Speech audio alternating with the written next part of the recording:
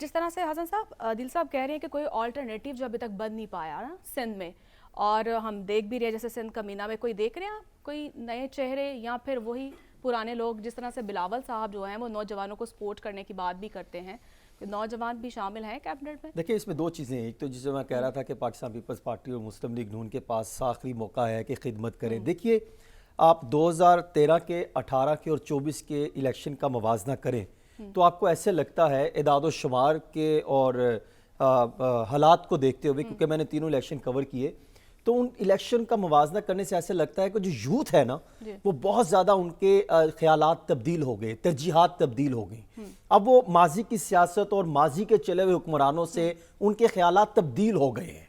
वो परफॉर्मेंस मांगते हैं, वो अगर वोट लेते हैं तो वो रिजल्ट मांगते हैं। अभी भी धांधली के इल्ज़ामात कराची के भी लग रहे हैं, सिंध में भी लग रहे हैं, पंजाब में भी लग रहे हैं, खैबर पख्तूनख्वा के भी कई जगहों पे लग रहे हैं।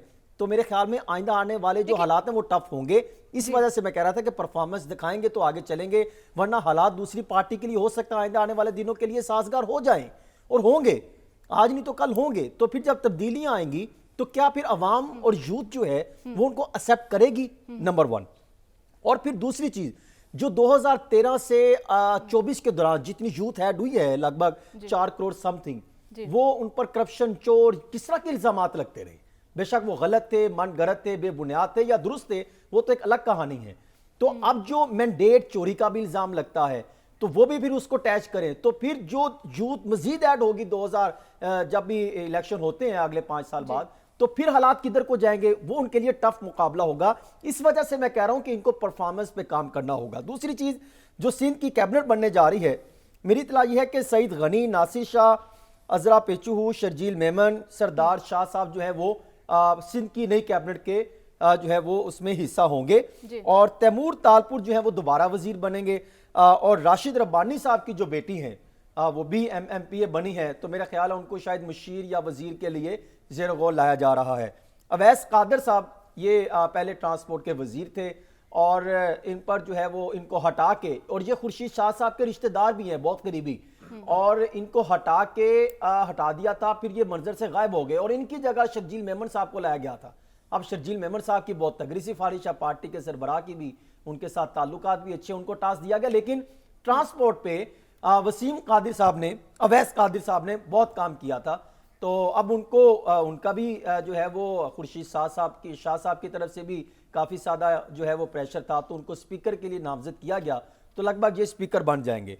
अब सवाल ये आता है, कैबिनेट बन गई, चीफ मिनिस्टर आ गए, और तीसरी दफ़ा लगभग चीफ मिनिस्टर बने मुराद अली शाह साहब, और इन्होंने पंजाब का, सिंध का बजट भी बना रखा है और खुद ये अनाउंस भी कर चुके हैं। तो क्या सिंध के हालात के जो उन्होंने जो ख्यालात रखे होंगे, जो उन्होंने बनाया होगा कि हम ये तरजीहात में शामिल प्रोजेक्ट होंगे, वो क्या हैं? अभी तक वो चीज़ें सामने नहीं आई।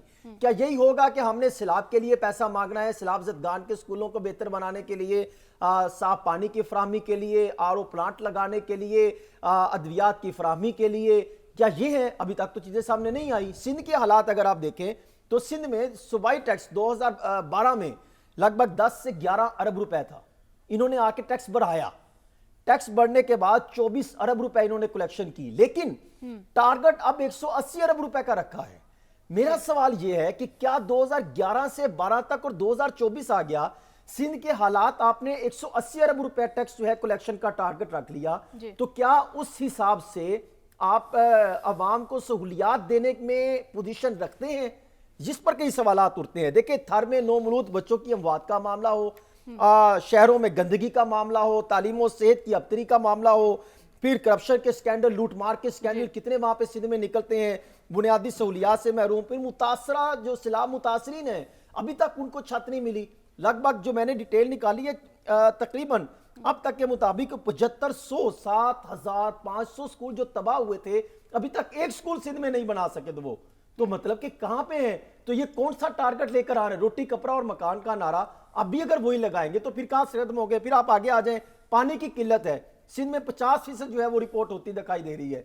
फिर जो है मुराद अली शाह साहब का अपना हल्का, वहां पे बेशुमार मसाइल हैं, सनतों पर तवज्जो नहीं दी गई, बिजली का दावा भी तो है 300 यूनिट तक का। जी। फिर दूसरा, आज जो सारा मामला हुआ, मतलब कि आप ये देखें कि आज असेंबली جو ہے وہ اوتھ ٹیکنگ کے لیے پورا سندھ کو کراچی کو آپ نے بند کر کے رکھ دیا. نیشنل ہائی وے بند کر دیا, دوسری ٹول پلازے 2 بند کر دیے, جو ہے وہ مین جگہوں پر آپ نے راستے بند کر کے رکھ دیے. آپ کو پتا ہے کہ کتنی ہلاکتیں ہوئی ہیں 2 ماہ میں؟